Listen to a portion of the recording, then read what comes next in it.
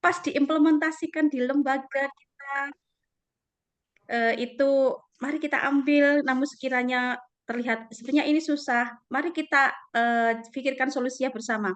Kira-kira susahnya kenapa ya? Kayak gitu. Agar kita bisa sama-sama mendapatkan satu standar edukasi pelayanan anak usia dini yang tidak terlalu jauh seperti itu, dan ini bisa kita rasakan manfaatnya untuk lembaga kita, seperti itu. Saya harapkan teman-teman di sini stay tune, anteng di sini ya, karena nanti narasumbernya pasti akan menyajikan hal yang teristimewa untuk panjenengan semua. Jadi saya harap teman-teman di sini bisa anteng, istiqomah, ambil ilmunya itu. Nanti saya juga harap ada komunikasi dua arah dari peserta kepada narasumber dan kita semua bisa sharing di sini seperti itu ya. Terima kasih teman-teman semuanya. Saya sampaikan selamat belajar untuk kita semuanya. Beberapa jam ke depan kita akan ngangsu kaweruh mencari ilmu dari narasumber yang sudah disediakan oleh komunitas belajar gugus 2 Kecamatan Bumaji Kota Wisata Batu. Baiklah, saya akhiri sambutannya cukup sekian, tidak panjang-panjang, agar kita langsung bisa belajar bersama masternya di hari ini. Terima kasih. Wassalamualaikum warahmatullahi wabarakatuh. Waalaikumsalam warahmatullahi wabarakatuh. Baiklah, terima kasih kepada Ibu Mayunita selaku Ketua Gugus 2 TK Kecamatan Bumiaji. Untuk selanjutnya, sahabat pendidik, marilah bersama-sama kita memulai kegiatan kita dengan tema asesmen diagnostik. Untuk selanjutnya, saya serahkan kepada Ibu Moderator, kepada Ibu Lili Awalul, kami persilahkan. Baik, terima kasih Bu Reni yang selaku MC pada kegiatan kita pada siang hari ini. Sebelumnya izin menyampaikan pantun teman-teman ya, sahabat pendidik semuanya. Makan bakso acar bersama Pak Rozikin. Jangan lupa ajak Ibu Guru. Sebelum acara mulai, saya mohon izin mengucapkan salam terlebih dahulu. Assalamualaikum warahmatullahi wabarakatuh. Waalaikumsalam warahmatullahi wabarakatuh. Alhamdulillah, puji syukur kehadirat Allah Subhanahu wa taala. Kita masih bertemu pada siang hari ini dalam keadaan sehat walafiat, tetap semangat untuk meningkatkan kualitas pendidikan anak usia dini. Kesekian kalinya kita bertemu kembali dengan Kombel Gugus 2 TK Bumiaji Kota Batu, yang pada hari ini kita akan belajar bersama tentang asesmen diagnostik ya. Nah, nanti akan disampaikan oleh Bu Risma Fauziah. Beliau adalah narasumber yang hebat dalam hal asesmen diagnostik, yang pastinya nanti akan banyak kita ambil pengalaman dan pengetahuan beliau yang sudah beliau lakukan di lembaga beliau. Beliau lahir pada tanggal 1 Oktober tahun 1986. Kesehariannya beliau aktif sebagai Kepala TK Muslimat Ar-Rohmah. Selain itu di bidang organisasi, beliau adalah orang yang hebat di IGTKI Kecamatan Bumiaji. Beliau adalah Sekretaris IGTKI Kecamatan Bumiaji Kota Batu. Sahabat pendidik sekalian, sebelum kita mulai, mari kita sepakati kontrak belajar kita pada siang hari ini. Yang pasti nanti pada saat pemateri menyampaikan materi, kami mohon untuk sahabat pendidik, peserta sahabat pendidik pada kegiatan webinar kali ini mematikan mikrofonnya. Selanjutnya, nanti setelah pemateri menyampaikan pemaparannya, kita akan membuka sesi tanya jawab. Mungkin juga bisa nanti ditandai dengan raise hand, atau nanti kita lihat situasi, mungkin tidak pakai raise hand atau apa, kita lihat situasinya. Saya kira itu untuk kontrak belajar kita pada hari ini. Waktu selanjutnya sepenuhnya saya serahkan kepada Ibu Risma. Sebelumnya mari kita berikan tepuk tangan yang meriah untuk narasumber kita. Ya, terima kasih. Monggo Bu Risma. Terima kasih banyak Bu Lili, terima kasih Bu Reni, terima kasih Bu Nita. Sebelumnya mungkin kalau saya disebut sebagai narasumber atau ahlinya sepertinya kurang tepat ya, soalnya sampai detik ini pun saya juga masih tetap terus belajar. Intinya nanti di sini saya tidak mau dianggap sebagai narasumber yang sangat luar biasa, yang ahli sudah menguasai di bidang ini. Jadi nanti saya hanya akan men-sharingkan pengalaman kami di lembaga, khususnya TK Muslimat Ar-Rahmah. Oke, kalau sharing berarti artinya nanti kalau ada yang kurang tepat, seperti kata Bunita tadi ya, kalau ada yang kurang tepat, ya mari kita cari yang lebih baik, yang ternyaman, yang sepertinya mumpuni kita lakukan. Tapi kalaulah memang, oh sepertinya cocok nih, tinggal kita sesuaikan, monggo. Kami persilakan untuk bisa dengan gunakan. Langsung saja, saya sampaikan salam. Terus terang ini tremor. Assalamualaikum warahmatullahi wabarakatuh. Waalaikumsalam warahmatullahi wabarakatuh. Ini rezeki ini. Izin saya akan share.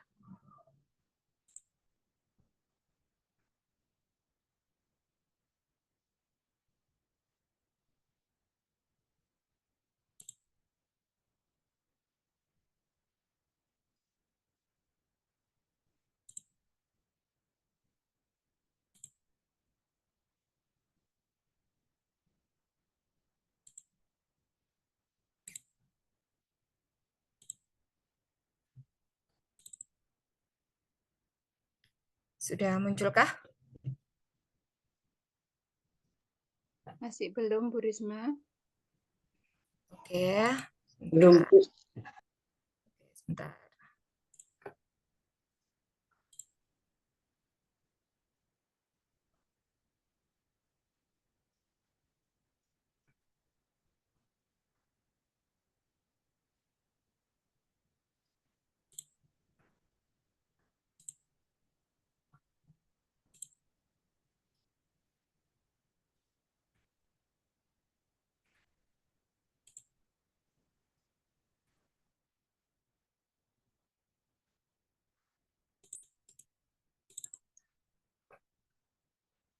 Oke.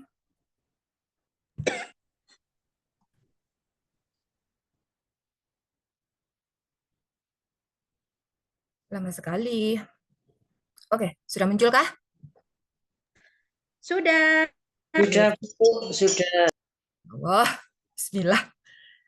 Hari ini saya akan menyampaikan tentang asesmen diagnostik. Sepertinya di kurikulum Merdeka, asesmen diagnostik ini mulai diperkenalkan, mulai kita kenal, mulai kita pelajari lagi, mulai kita kulik-kulik. Maksudnya ini arahnya kemana ya? Seperti apa sih asesmen diagnostik ini? Untuk apa ya asesmen diagnostik ini? Dan terus terang, kemarin bahkan sampai sebelum mulai webinar ini, saya masih mencari informasi karena tipenya saya itu bukan suka membaca ya. Jadi kalau hanya untuk membaca itu saya itu kurang memahami. Jadi saya itu lebih suka sharing. Jadi saya itu ingin mencari orang-orang yang ahli yang mungkin lebih bisa mumpuni. Jadi saya ingin tahu sejauh mana sih pemahaman saya tentang asesmen diagnostik ini. Jadi kemarin yang sudah saya temukan itu apa? Ada banyak perbedaan antara asesmen diagnostik, asesmen awal, atau diagnostik awal itu sama. Ada lagi itu asesmen sebelum pembelajaran. Awal pembelajaran itu juga ada lagi.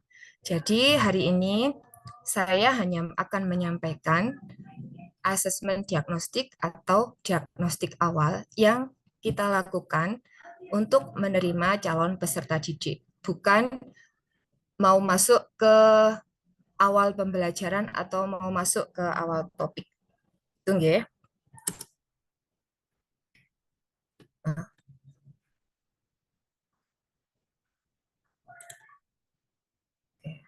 Apa sih asesmen itu? Seperti tadi.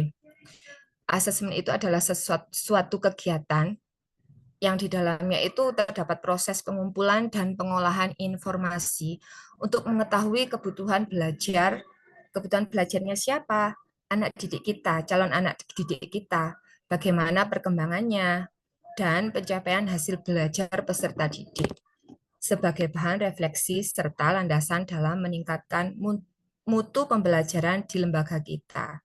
Jadi kalau memang sebelumnya anak-anak yang kita terima di lembaga kita yang menjadi calon peserta didik kita, mungkin ada hasil belajar sebelumnya, yaitu di kelompok bermain atau di playgroup yang bisa kita pelajari. Tapi dari hal itu apakah cukup kita mengetahui bagaimana perkembangannya si anak, bagaimana kebutuhan belajarnya yang lebih spesifik yang dibutuhkan anak.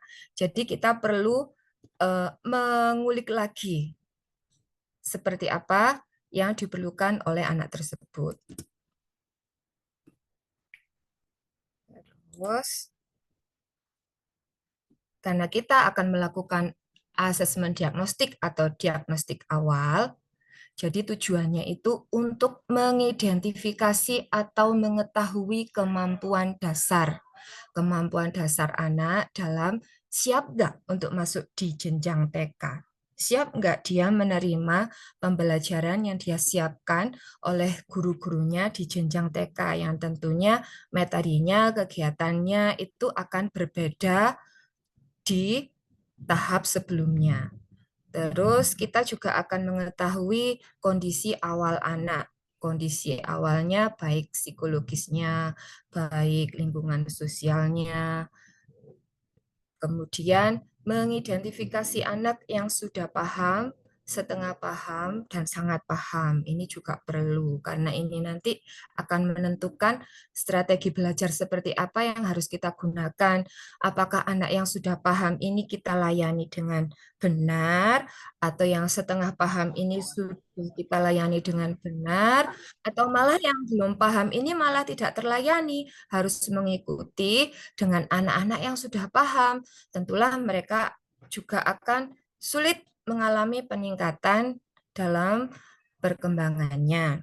Kemudian tujuan akhir dari seluruh proses asesmen diagnostik ini nanti bermuara ke proses kita akan membuat pembelajaran yang tepat, yang pas, yang mumpuni, yang sesuai dengan karakteristik, sesuai dengan kondisi anak-anak di awal. Kemudian juga untuk menyesuaikan program di lembaga kita dan menyesuaikan kegiatan di satuan pendidikan kita. Jadi sebelum kita membuat khususnya untuk kepala sekolah ya. Jadi sebelum kita membuat program atau kegiatan di lembaga kita itu harus melakukan asesmen diagnostik nih supaya lebih cepat, lebih mudah nih kita arahnya mau kemana. Anak-anak ini yang sudah kita terima di lembaga kita yang sudah menjadi calon peserta didik ini nanti seperti apa ya kegiatan yang pas, seperti itu.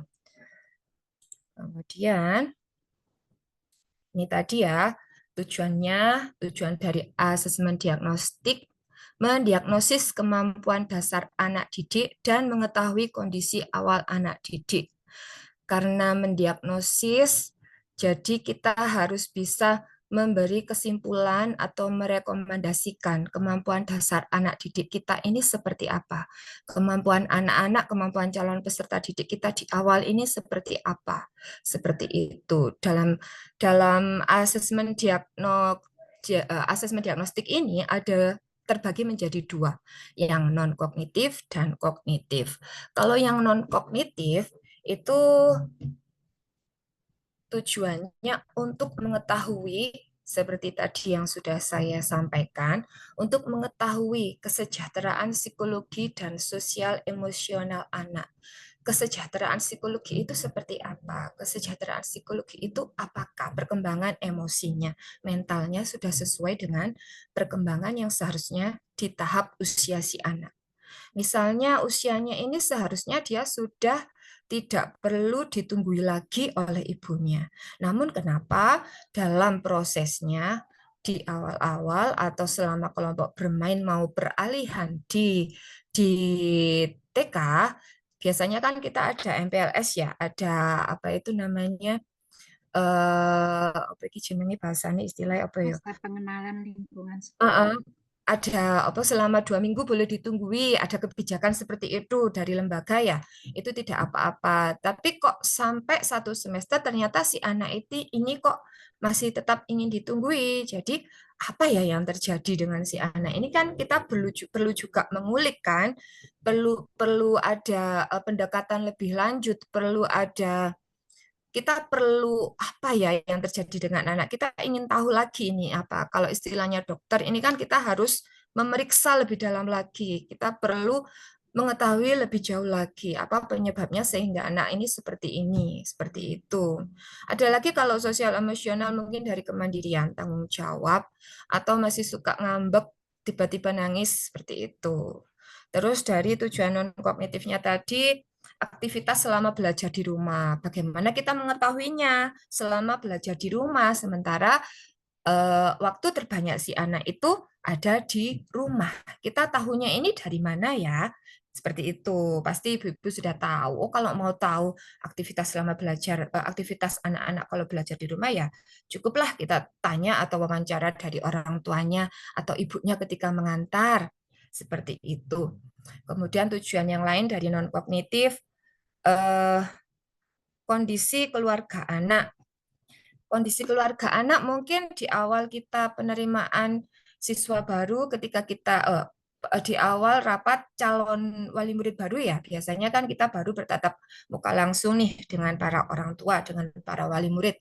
Mungkin di situ kita akan melakukan wawancara. Wawancaranya mungkin sekitar, kenapa Bu kok milih di lembaga kami? Padahal di tempat tinggal panjenengan sudah ada lembaga yang terdekat loh. Apa alasannya Ibu memilih lembaga kami? Mungkin seperti itu ya. Kalau kita tanyakan kondisi keluarga anak, kita kan tidak berani untuk menanyakan hal-hal yang sensitif.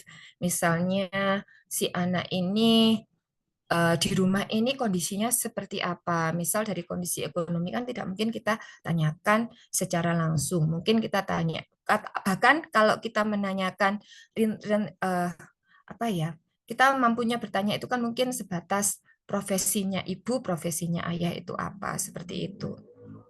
Ini nanti saya akan membagikan apa yang sudah kami lakukan ya untuk mengetahui kondisi keluarga anak itu seperti apa. Karena kalau kita sebatas interview, akan banyak hal yang apa ya, dari orang tua itu yang kami temui itu istilahnya gengsi ya. Jadi ada banyak ketidakjujuran di situ. Jadi ditutup-tutupi seperti itu. Dan tidak apa ya, tidak langsung serta-merta kita itu percaya dengan apa yang diucapkan oleh si ibu dari hasil wawancara ketika kita rapat calon wali murid itu ya. Jadi kita harus ada sinkronisasi, mungkin kita tanyakan ke wali murid lain yang tempat tinggalnya berdekatan, atau kan kadang orang lain itu menilai apa ya bahasanya itu, yang jangan menilai orang dari covernya aja, seperti itu kan. Nah ini perlu ada pendekatan lebih dalam lagi nih. Nanti akan saya bagikan. Kemudian latar belakang lingkungan sosial anak. Nah, itu tadi nanti bisa berhubungan dengan kondisi keluarga anak. Kemudian gaya belajar, karakter, serta minat anak dengan asesmen diagnostik, dengan di metode non kognitif ini nanti kita bisa tahu nih gaya belajar anak ini seperti apa, karakternya anak belajarnya ini seperti apa, visualisasikah, apakah suka yang aktifkah, serta minatnya anak ini lebih cenderung kemana ya, seperti itu. Kalau di asesmen diagnostik yang model kognitif ini untuk mencari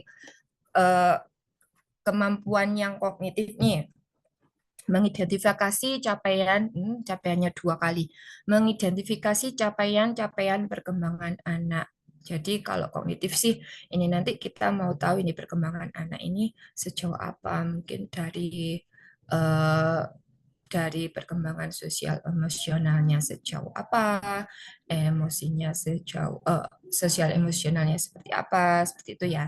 Kemudian selain itu untuk menyesuaikan pembelajaran di kelas dengan kompetensi rata-rata anak. Jadi ini biasanya kalau di SD itu sudah ada angka atau nilainya. Jadi anak-anak yang mungkin di SD itu sudah ada rentangan nilainya kan, anak-anak yang di rentang nilai rendah itu kan harus butuh supportnya. Tapi bagaimana dengan di TK?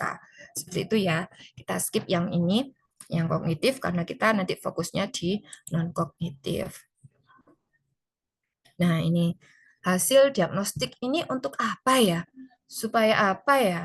Nah, hasil diagnostik ini untuk bukti autentik pendidik. Jadi waktu kita melakukan asesmen, kita itu memerlukan bukti. Buktinya apa?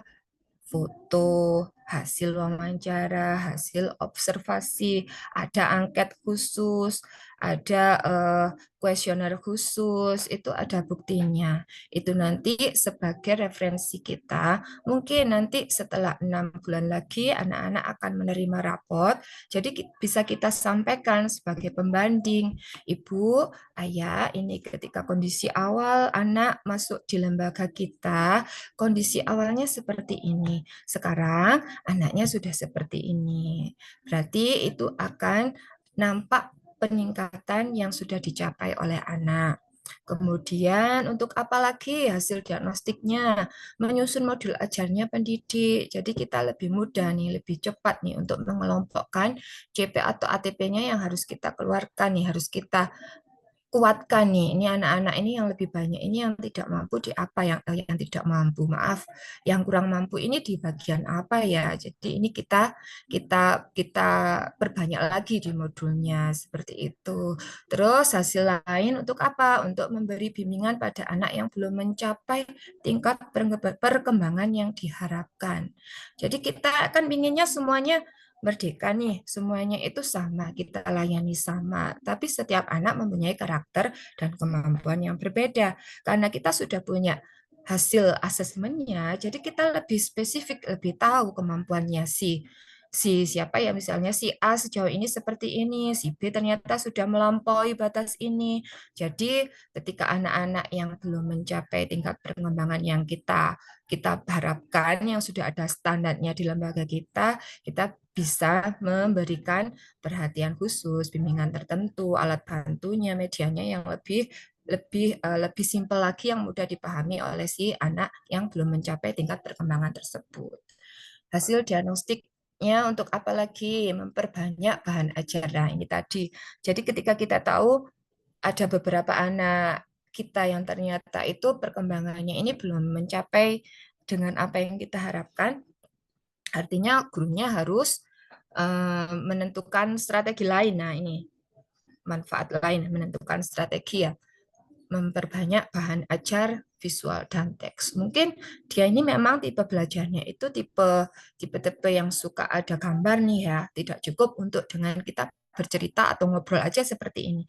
Jadi kita harus menggunakan bahan deal yang bisa dilihat oleh anak, bisa disentuh oleh anak, atau ada bacaan di dalamnya, ada keterangannya. Misal dia ini perlu sesuatu yang real yang bisa dilihat, bisa disentuh. Jadi kan ada beberapa anak yang metode belajarnya seperti itu.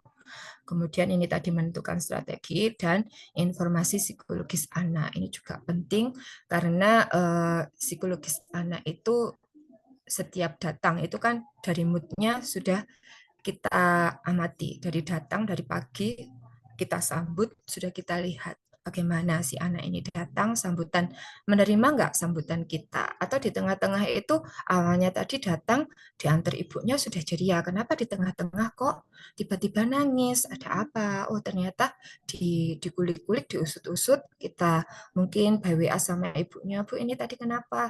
Nah ternyata ada sesuatu hal yang membuat dia kurang nyaman, mungkin dengan kita atau dengan lingkungan lain di sekolah kita. Itu yang harus kita cari tahu lebih dalam lagi. Oke. Tahap-tahap pelaksanaan dalam melakukan asesmen diagnostik. Yang pertama ada persiapan, ada pelaksanaan, ada tindak lanjut. Persiapannya seperti apa? Di situ kita melakukan persiapan pertama untuk menyusun instrumen.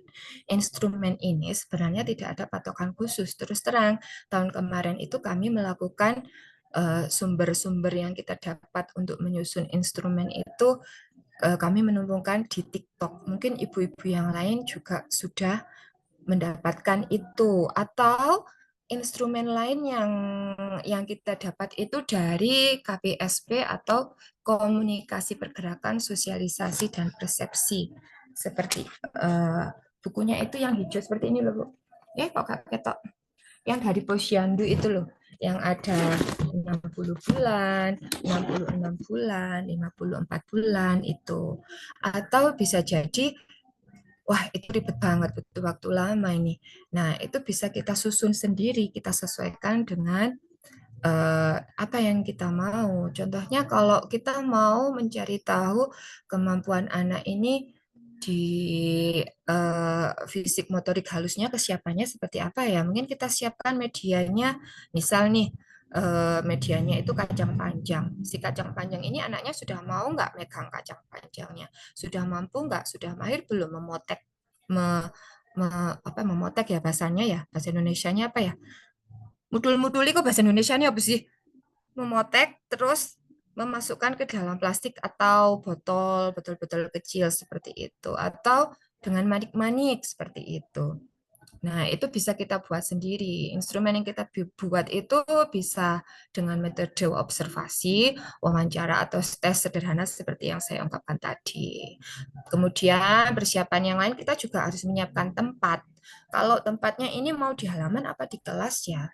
Kalau di kelas nanti kita misalnya ribet minggir-minggir no meja kursinya atau seperti apa, yang monggo disesuaikan. Kita siapkan tempat yang sekiranya itu aman, nyaman untuk anak-anak. Kemudian media yang dibutuhkan kita sesuaikan dengan instrumen yang ada di instrumen kita. Terus buku catatan kecil kita, Terus petugasnya siapa, dan bentuk penilaiannya nanti itu seperti apa cukup dengan skor 4, 3, 2, 1, atau muncul, belum muncul, atau sudah mahir, belum mahir, apa seperti itu. Boleh kita sesuaikan. Kemudian masuk di tahap pelaksanaan. Tahap pelaksanaannya itu ada 2 kegiatan. Ada 3 sih sebenarnya. Ada kegiatan awal, kegiatan inti, dan kegiatan penutup. Kegiatan awalnya mungkin kita siapkan anak-anak dulu, biar anak-anak itu merasa nyaman dulu di sekolah itu seperti apa ya. Mungkin kita sediakan semua permainan yang ada di sekolah kita, atau kita tayangkan film yang menarik buat anak. Setidaknya anak-anak itu kerasan dulu di sekolah kita, nyaman dululah di sekolah kita, kenal dulu dengan para pendidiknya, dengan keluarga di lembaga kita. Itu siapa saja sih para warganya yang ada di lembaga kita, biar kenal dulu. Sebelum itu kan tentu saja orang tuanya harus mengisi daftar hadir. Kemudian sebelum masuk ke asesmen, kita jelaskan dulu ke para orang tuanya. Nanti ini kita lakukan asesmen loh ke anak-anak, ibu, bapak. Nanti kita akan melakukan asesmen kepada anak-anak. Asesmen ini tidak bermaksud untuk menjudge atau menilai anak-anak itu seperti apa kecerdasannya, tidak. Hanya sebagai ya bahasanya lah sudah bisa semua sepertinya, kalimat yang elok itu seperti apa. Yang penting kita harus menjelaskan tata asesmen yang akan kita lakukan kepada orang tuanya. Kemudian masuk di kegiatan inti. Nah, di kegiatan inti ini kita berikan langsung asesmen diagnostiknya, instrumennya. Jadi ada kuesionernya yang harus kita berikan kepada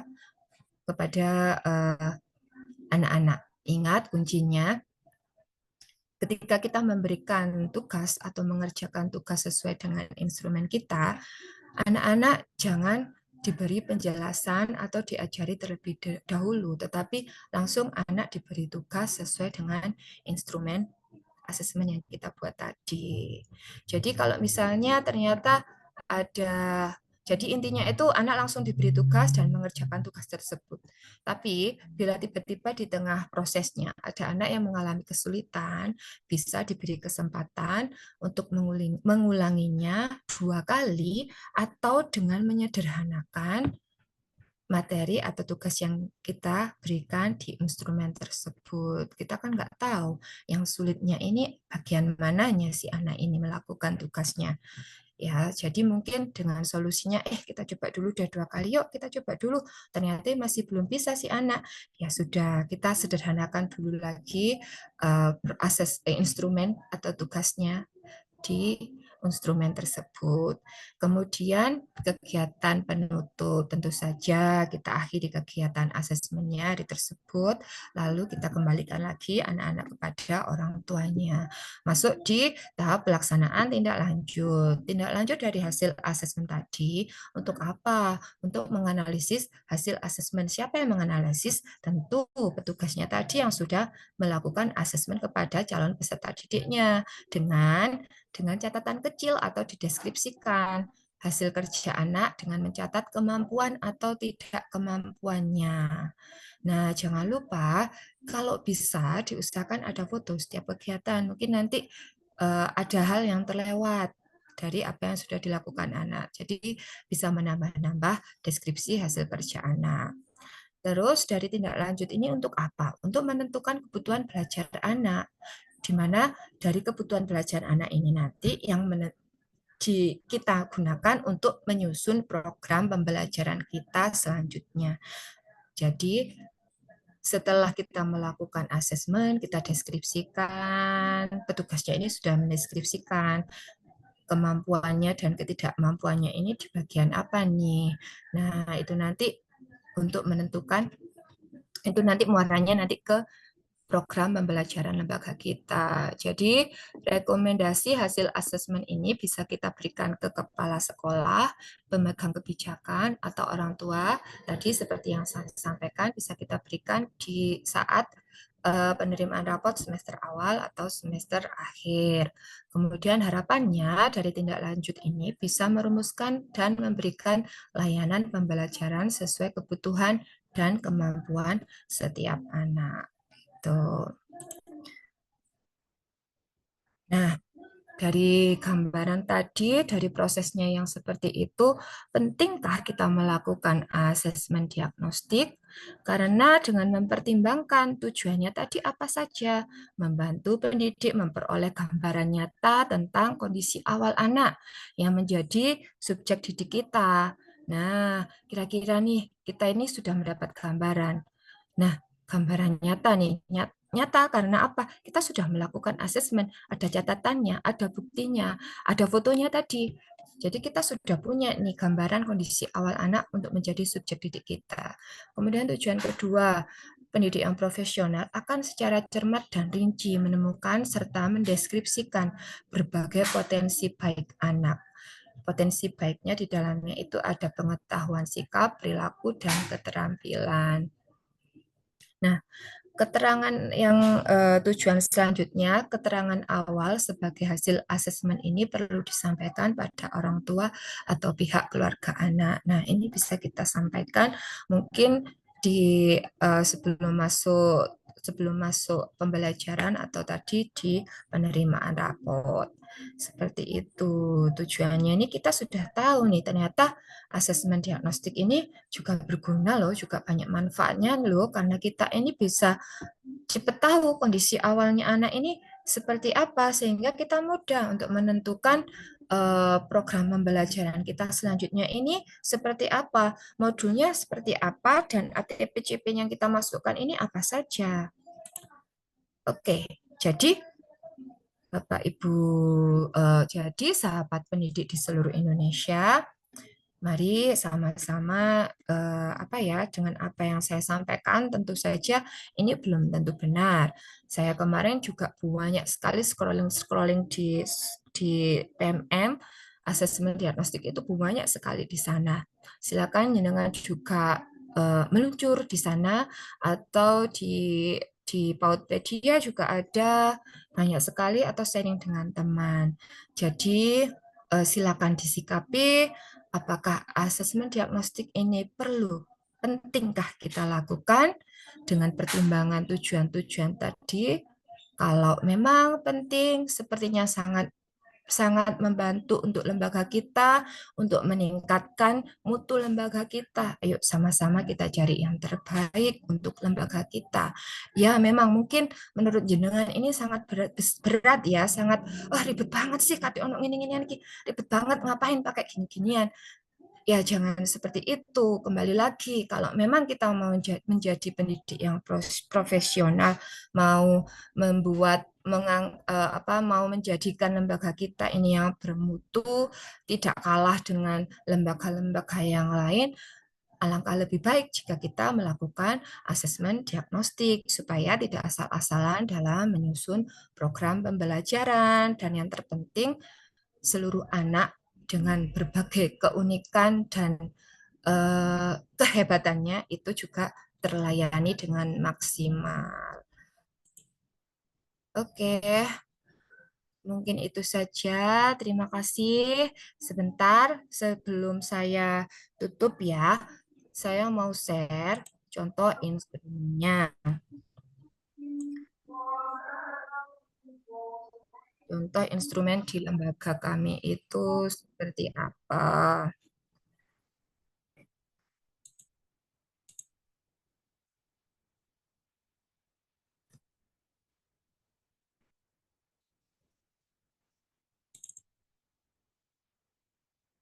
Apakah ini masuk?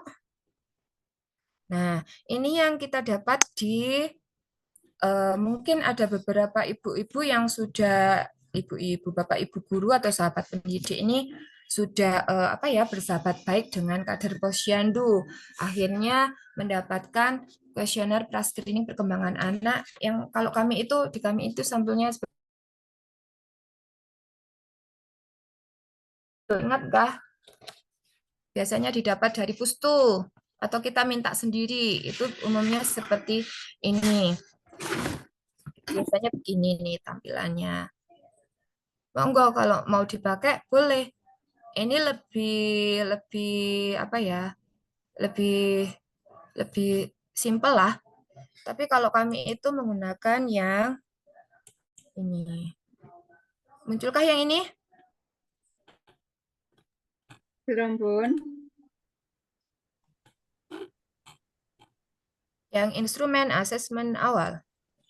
Belum. Belum. Masih tampilan yang tadi. Oh, masih tampilan yang Masih tadi. KSP. Oke. Sebentar. KPSP. Oke.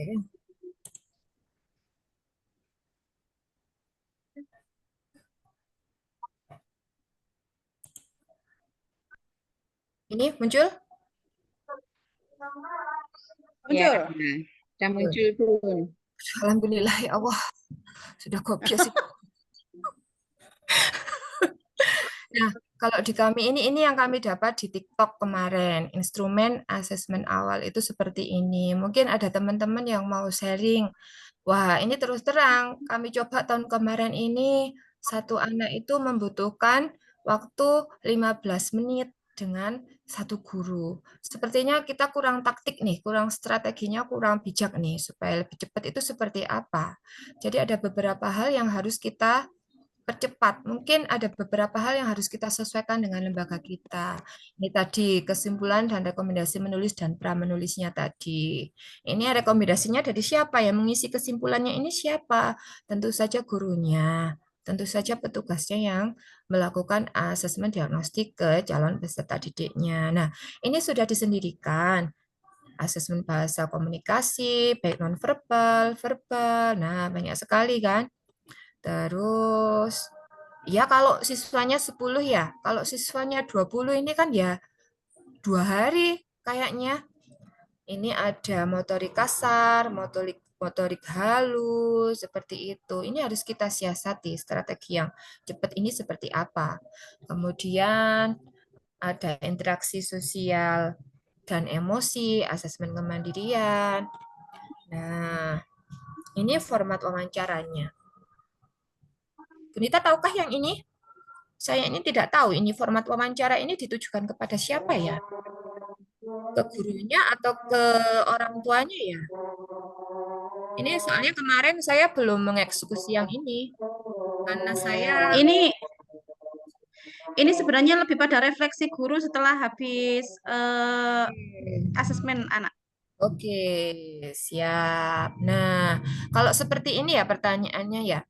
apa itu kalau melepas dan memakai sepatu masuk akal, masih masuk akal kita kita lakukan di sekolah. Nah, kalau memasak nasi, memasak air, kayaknya kan nggak mungkin ya. Saat itu, saat asesmen, saat itu juga kita lakukan kan nggak mungkin. Jadi ini sepertinya kita skip dulu, mungkin kita alihkan di proses yang lain. Proses yang lain itu seperti apa?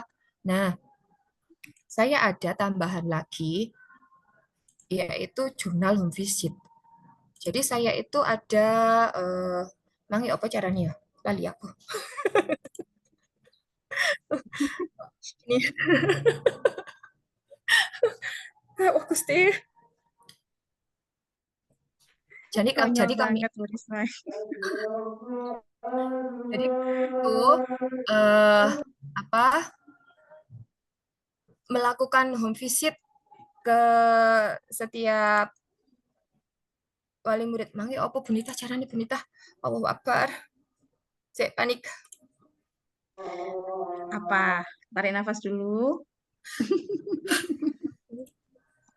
Oke, sudah. Oke, sudah. Nah, ini nih kami Data home visit. ya ini sebenarnya bukan data. Ini apa ya? Angket kita, kuesioner kita untuk ke ke orang tua. Kita berkunjung langsung nih ke rumah ke rumahnya anak-anak kita.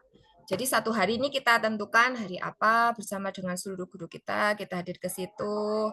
Karena di situ nanti ada pertanyaan-pertanyaan yang sepertinya tidak etis nih kita tanyakan di depan seluruh calon wali murid, meskipun itu mungkin hanya di kantor ya. Atau kita melihat melihat tampilannya ini kayaknya orang maaf ya, mohon maaf ya, bukan menjudge seseorang seperti apa ya. Mohon maaf ya, tampilannya welit banget ya. Nah, ketika kita berkunjung ke rumah, ternyata sebaliknya seperti itu. Atau bahkan tampilannya sederhana, ternyata di rumah itu mobilnya jejer-jejer. Jadi kita mau memberikan beasiswa ini di skip ulang, di apa ya, dipikir ulang lagi lah seperti itu. Jadi ini nanti juga untuk apa? Ini menambah kita, menambah referensi kita, menambah referensi kegiatan, menambah referensi ini anak-anak ini seperti apa karakternya. Seperti itu. Ini kita sesuaikan dengan mungkin kegiatan ekstrakurikuler kita, kegiatan-kegiatan lain di lembaga kita. Gitu teman-teman. Ada azan. Apakah di negara jenengan juga azan?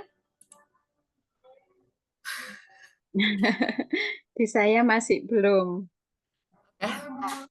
Sama Bu, ini sudah selesai kok.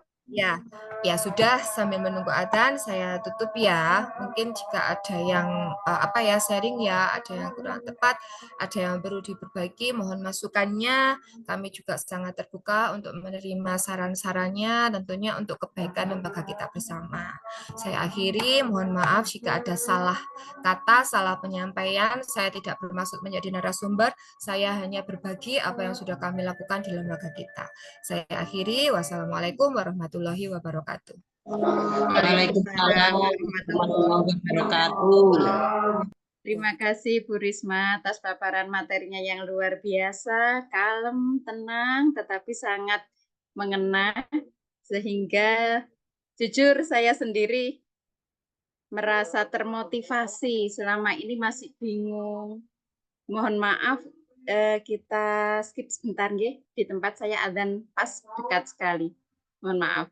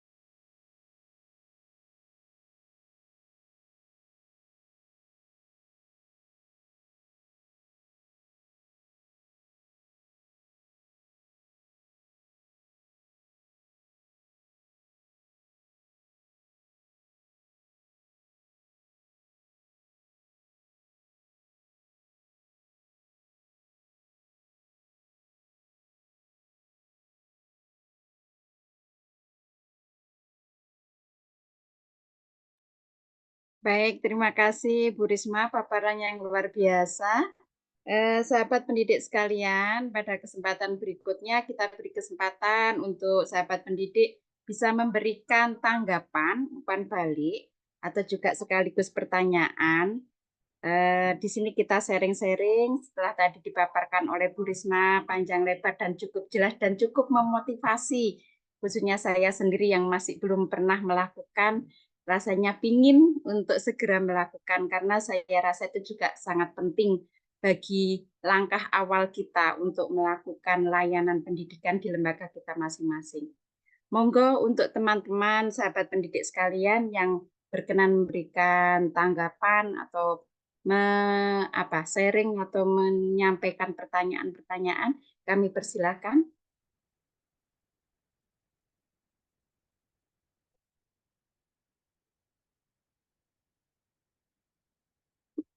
Tidak adakah teman-teman?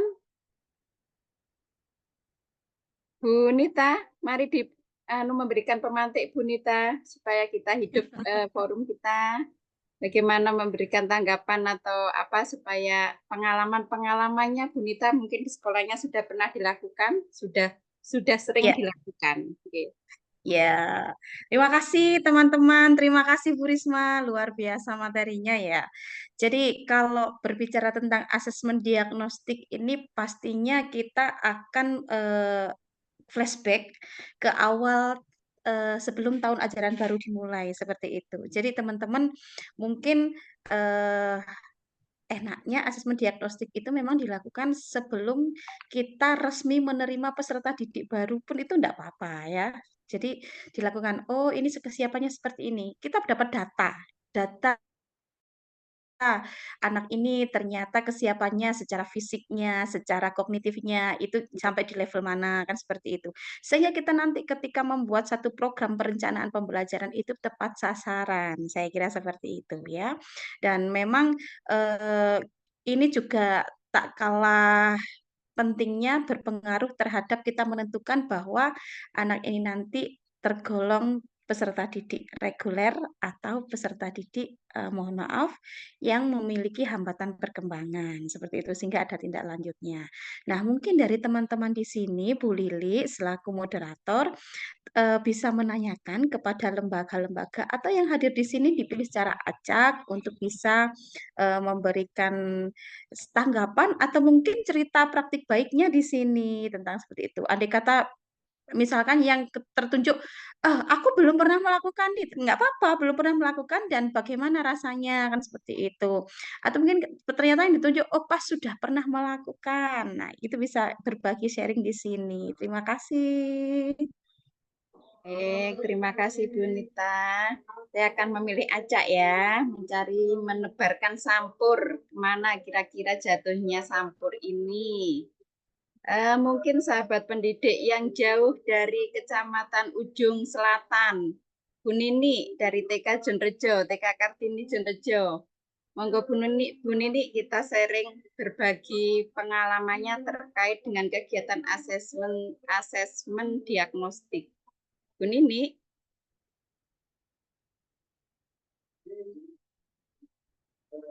Halo Bu Nini.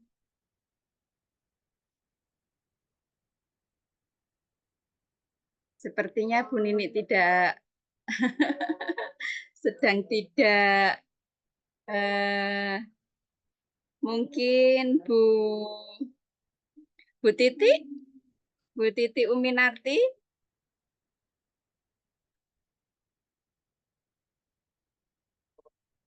Halo, halo Bu Titi.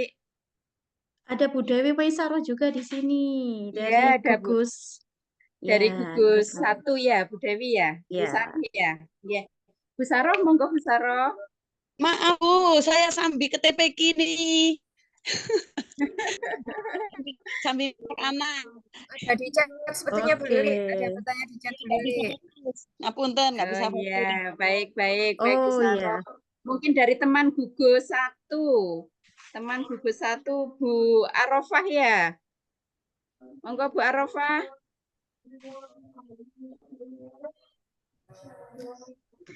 Ini di room chat ada pertanyaan Bu Lili. Ya, siap. Coba saya cek dulu ini. Mohon izin, ya, saya bacakan pertanyaannya. Di chatnya dari Ibu Eri Julaika, mohon izin bertanya. Setelah kita melakukan asesmen di sekolah, berarti home visit-nya kita lakukan sebelum anak-anak masuk awal atau setelah anak-anak masuk. Karena setelah asesmen awal melakukan home visit. Karena setelah asesmen awal belum melakukan home visit. Bagaimana Bu Risma, bisa dipahami ya dari pertanyaannya? Monggo, mungkin bisa langsung dijawab. Iya, halo Bu Eri. Terima kasih pertanyaannya Bu Eri. Alhamdulillah ya, dulu kita pernah satu lembaga ya Bu Eri ya. Dan kebetulannya itu kurikulumnya masih belum kurikulum merdeka, jadi kita belum mengulik-ngulik tentang asesmen ini. Nah, kita melakukan home visit itu, kalau lembaga kami itu melakukan home visit itu ketika proses pembelajaran sudah berlangsung. Kayaknya nggak mungkin kan di awal-awal kita langsung geratak 1 minggu full jadwal hari Senin ini harusnya ini ke rumahnya si ini, si ini, si ini. Misalnya kita habiskan 3 anak, nanti nggak habis, kita nggak istirahat. Akhirnya kita ambillah seminggu itu 2 kali, mungkin di hari Selasa dan hari Kamis kita datangi 3 anak, 3 anak, 3 anak. Di situ kita kan terus terang wali murid kami itu banyak yang sebagai pekerja ke kebun lah, kan Tegalan gitu loh. Jadi jam pulangnya itu otomatis ada yang habis duhur, ada yang maghrib, atau ada yang habis duhur itu nanti setelah asar maghrib dulu. Caranya gimana? Jadi di awal kita pertemuan dengan calon wali murid itu kita sudah bikin komitmen. Jadi nanti itu setiap jadwalnya setiap hari ini dan hari ini kita itu ada home visit. Home visit itu maksudnya apa sih Bu? Nah, kita jelaskan intinya itu kita hanya bersilaturahmi. Namun ketika kita menyampaikan kita bersilaturahmi, namanya warga kita yang sangat ramah, baik hati dan tidak sombong, ketika pagi-pagi mungkin ya kita share, Bu mohon izin hari ini kita mau berkunjung ke rumahnya misal nih ke Nizara, akhirnya apa yang terjadi? Nah di situ tuh kita disiapkan banyak sekali Bu, ada minum, ada makan, ada oleh-oleh, bahkan sayur, terus sebagainya itu yang ada di rumah itu dibawain ke kita, disiapkan ke kita. Akhirnya dengan adanya kejadian itu kita itu acak nih sistemnya. Jadi pokoknya jadwalnya setiap hari ini dan hari ini kita berkunjung ke rumahnya anak-anak. Jadi mohon ibu-ibu bisa standby atau kita bisa fleksibel kan kita nggak tahu kegiatan kita ini khususnya guru yang luar biasa ini sekarang ini di era yang sangat modern ini kan double-double ini. Kadang tiba-tiba ada rapat, tiba-tiba ada kegiatan lain. Nah, akhirnya kan kita sampaikan lagi di grup WA, mohon maaf hari ini tidak ada visi. Jadi mereka bisa melanjutkan aktivitasnya seperti itu. Jadi fleksibel Bu Eri, kita melakukan home visit-nya itu. Jadi bisa menambah dari rekomendasi hasil asesmen kita tadi. Sekaligus di situ kita bisa ngecek.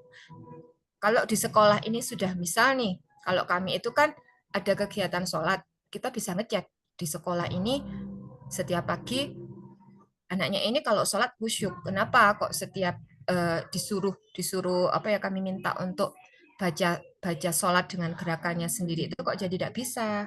Oh ternyata di rumah itu orang tuanya belum melaksanakan sholat. Jadi terputuslah apa yang sudah kita lakukan di sekolah tidak sinkron dengan yang ada di rumah. Seperti itu Bu Eri. Bisa diterima nggih?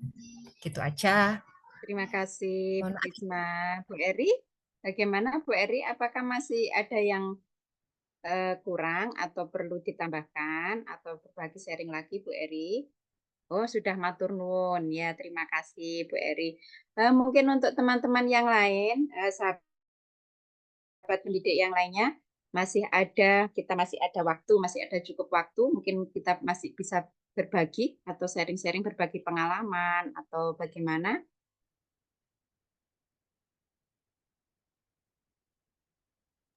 Oh iya, boleh menanggapi dari apa yang disampaikan oleh Bu Nita tadi ya. Tadi Bu Nita bilang boleh, monggo. bukan menanggapi sih, apa sih, ya sharing lah untuk lebih memahamkan saya. Tadi kan Bu Nita menyampaikan ada yang reguler dan apa tadi Benita? Tanda kutip, Reguler dan apa tanda tadi? mungkin Memiliki ada hambatan perkembangan. Betul, maksudnya itu. Jadi paparan saya tadi yang mengenai instrumen asesmennya itu hanya untuk anak-anak yang reguler. Jadi nanti kalau untuk anak yang memiliki hambatan khusus itu ada instrumen khusus ya. Nanti lebih dalamnya inklusi itu ya Bunita ya. Seperti itu. Ya, betul. Tapi mungkin Maksudnya konteksnya seperti ini. Mungkin yang disampaikan Bu Risma instrumennya seperti itu adalah instrumen awal untuk semua anak. Versinya seperti itu. Nanti kalau ketika kita dapatkan dan teridentifikasi ternyata ada anak yang memiliki hambatan perkembangan tertentu, kita lanjutkan asesmennya bersama dengan ahlinya, mungkin dari psikolog atau apa, tim ahli seperti itu lanjutan, dan itu nanti kita nggak boleh memutuskan sendiri. Ini ternyata, anaknya ini ternyata berkebutuhan khusus deh, perkembangannya di-judge ini, kalau belum dari psikolog ahli, kita tidak boleh memutuskan itu. Namun kalau kita sudah manggil tim ahli ya untuk mengassessment ya anaknya yang di-assessment, orang tuanya juga diwawancara, dan muncullah laporan secara saya menyebutnya itu secara tertulis seperti itu, si A mengalami hambatan perkembangan misalkan ADHD seperti itu. Artinya kan kita akan tahu bagaimana rekomendasi yang direkomkan oleh psikolog tersebut untuk mengejar ketertinggalan hambatan perkembangannya agar setingkat lebih baik, sehingga kita tidak salah treatment kepada peserta didik kita, seperti itu. Jadi masalah lembar identifikasi atau lembar observasi awal itu tetap bisa kita gunakan ya teman-teman ya untuk semua anak. Namun ketika teridentifikasi ada beberapa hambatan perkembangan, ada tindakan lanjutan. Seperti itu. Terima kasih, Bu Nita. Semakin paham. Berarti kalau pemahaman saya ini yang masih awam, masih belum pernah melakukan, berarti asesmen ini perlu kita lakukan. Kita lakukan sendiri terlebih dahulu dengan instrumen yang sudah disampaikan oleh Bu Risma tadi. Kemudian kalau memang ada hal-hal dari sebagian peserta didik, calon peserta didik kita, untuk lebih tepatnya kita arahkan untuk tindak lanjutnya bisa kepada yang ahlinya, psikolog atau begitu ya. Nah, selama ini Nun Ya, Sewu, betul.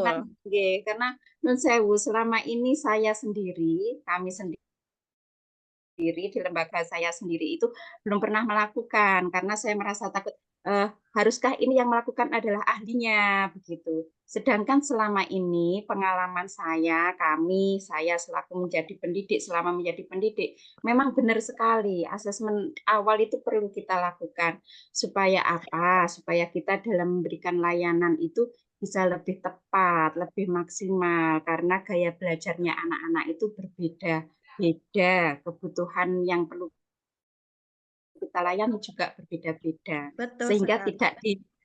tidak digebuk ya kabeh sama rata begitu ya. Ya, betul. Dan mungkin kita ada sedikit cerita, Bu Risma, Bu Lili, dan teman-teman sahabat pendidik seluruh Indonesia. Kebetulan 2 hari yang lalu kita sudah melaksanakan asesmen diagnostik yang kita kemas dalam acara Meet and Greet calon wali murid dan calon peserta didik baru seperti itu. Jadi tajuknya tak kenal maka ta'aruf. Intinya gurunya akan mengenali calon peserta didiknya seperti itu ya. Dengan cara mengenalinya bagaimana? Ya dengan pakai lembaran yang seperti disampaikan Bu Risma itu tadi, peserta didiknya datang terus diberi lembaran itu, datanglah ke pos-pos bagian guru si Bu Guru ini bagian misalkan menyusun balok. Bu Guru ini bagian dia bukan menilai ya, melihat bagaimana kemampuannya dia untuk memakai baju. Di pos Bu Guru yang ini dia akan melihat bagaimana keterampilannya dalam menuangkan air menggunakan alat makan. Sesederhana itu sebenarnya. Dan mungkin di pos tertentu ada wawancara orang tua. Mungkin yang lama memang wawancara orang tua karena kita menggali mulai masa kehamilan calon peserta didik itu hingga perkembangannya hari ini. Kita perlu ngobrol-ngobrol yang asik dengan orang tua, membangun kedekatan, sehingga kita mendapatkan data dari situ. Dan di akhir sebuah wawancara itu kita ambil komitmen orang tua, bahwasanya ketika sudah tahu di sekolah kita ini aturannya gini gini gini, biayanya sekian, apakah masih terus akan melanjutkan anaknya sekolah di sini? Kalau iya, mohon ini dengan tanda tangan di sini, tolong dibaca ini kontrak perjanjian kontrak kerja kita selama 2 tahun ke depan, aturannya A, B, C, D, E, tanda tanganlah orang tua di situ. Sehingga nanti ketika ada orang tua yang semacam apa ya, tidak komitmen, kita bisa mengingatkan dengan "Udah, ini sudah tanda tangan di sini nih," seperti itu. Jadi kemitraan dengan orang tua dapat, kita juga mengenali peserta didik, data yang dari peserta didik dan orang tua kita sinkronkan seperti itu. Sehingga kita dapatkan data. Nah, datanya nanti di mana? Bagaimana? Dibuat satu olahan data bahwasanya kesiapan peserta didik secara kognitif, berapa anak seperti ini, secara fisiknya, secara kesiapan dan lainnya, orang tua komitmennya bagaimana, itu ada. Datanya sedang saya olah seperti itu. Jadi itu ya teman-teman, mungkin sedikit sharing. Atau mungkin Bu Reni bisa menambahkan pengalamannya selama beberapa tahun ini bersama kami seperti itu. Keren ini di Mudita sudah mempraktekkan ya 2 hari yang lalu ya. Jadi Iya. itu ada petugas di pos-posnya gitu ya Bunita ya untuk mengasesmen ya. Keren keren keren. Dahlia 1. Ya, Jadi semakin kemerut ini. monggo Bu Dili bisa Bu kita Reni. lakukan ya.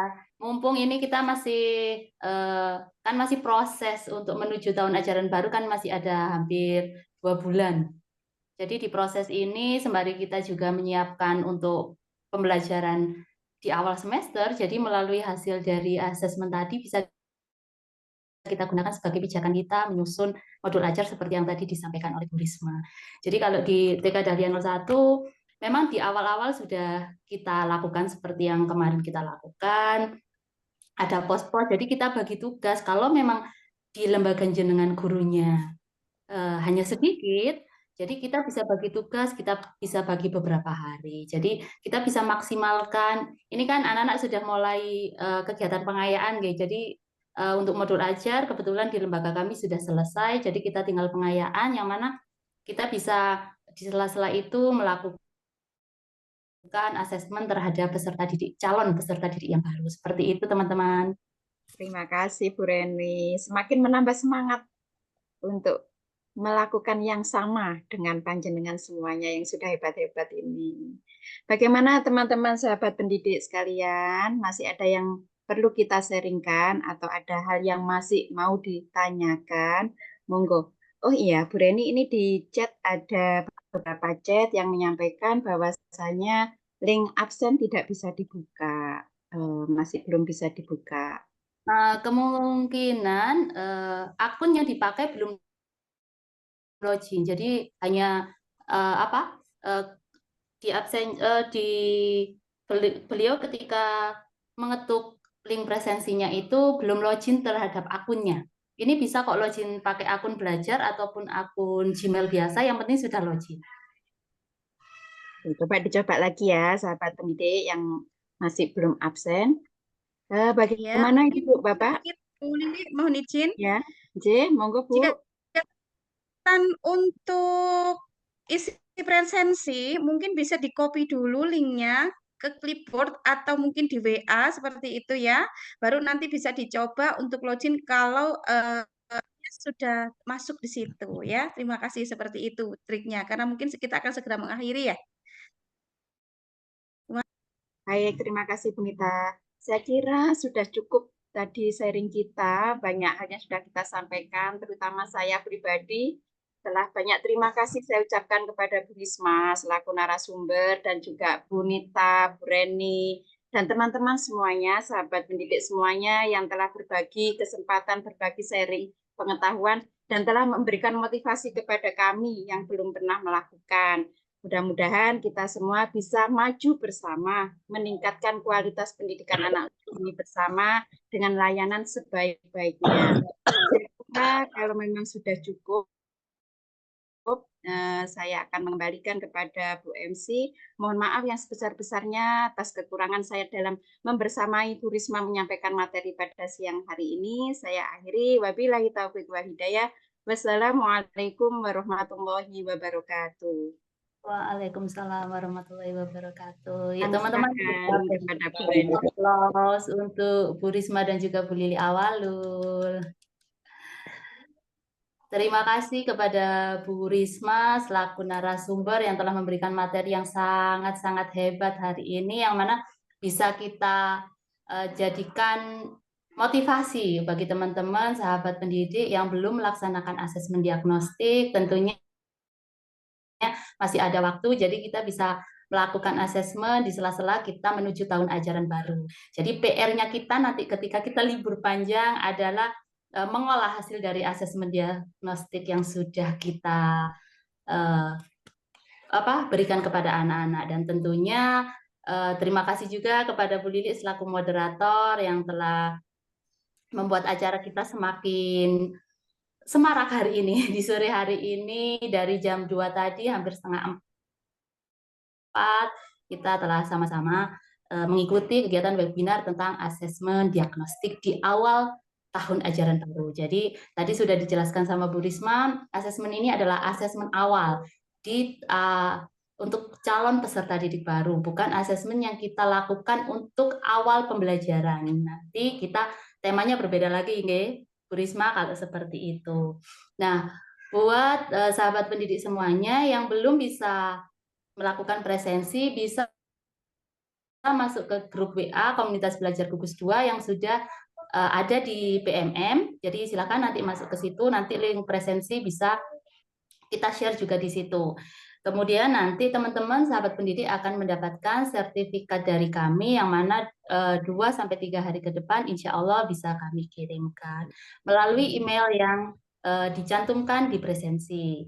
Bagi yang sudah presensi, saya ucapkan terima kasih juga untuk sahabat pendidik yang telah mengikuti kegiatan webinar dari awal hingga akhir ini. Semoga apa yang kita lakukan pada sore hari ini bisa memberikan ilmu kepada kita, bermanfaat untuk kita dan lembaga kita, yang mana bisa memajukan pendidikan anak-anak, memerdekakan anak-anak. Baiklah teman-teman semuanya, saya sebagai pembawa acara atas nama pribadi dan juga Komunitas Belajar Gugus 2 TK Kecamatan Bumiaji Kota Batu mengucapkan terima kasih dan juga mohon maaf yang sebesar-besarnya apabila dalam kegiatan webinar kali ini ada salah kata maupun salah perbuatan dari kami selaku Gugus 2 TK Kecamatan Bumiaji. Terima kasih untuk semua yang sudah hadir. Saya sebagai pembawa acara akan menutup acara ini. Wabillahi taufiq wal hidayah. Wassalamualaikum warahmatullahi wabarakatuh. Terima kasih dan selamat sore, selamat beraktivitas. Terima kasih. Terima kasih. Dadah teman-teman. Terima kasih atas ilmunya, Keren, Barakallah. keren. Terima kasih. Keren Bu Risma, Bu Ririn, Bu Mayun. Wow, luar biasa. Ya Bu Titi, hati-hati ya. Ya. Sama-sama, mohon maaf sambil tutup kamera nggih. Oke. Sukses buat kita semua, terutama Gugus 2 tercinta. Wow. Amin.